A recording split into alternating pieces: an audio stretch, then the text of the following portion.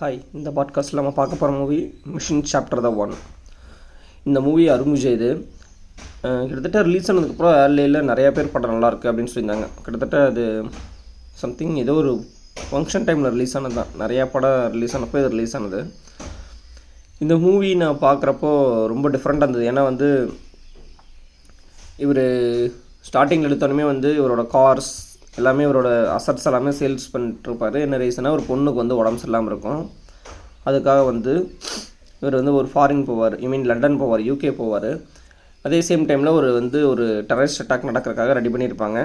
அதில் அது யூகேயில் பிளான் பண்ணி மூவ் ஆகிட்டுருக்கும். இவர் இங்கேருந்து யூகே போயிருப்பார். அங்கே அங்கே எமி ஜாக்சன் போலீஸாக இருப்பாங்க.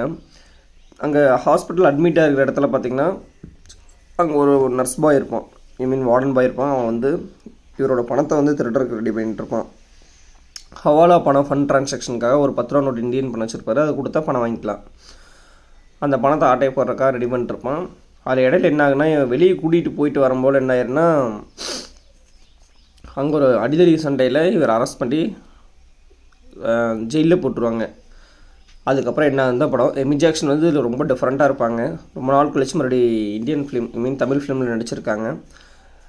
அந்த டெரரிஸ்ட்டுக்குமே இவர் அருண் விஜய்க்கு ஆல்ரெடி கனெக்ட் இருக்கும்.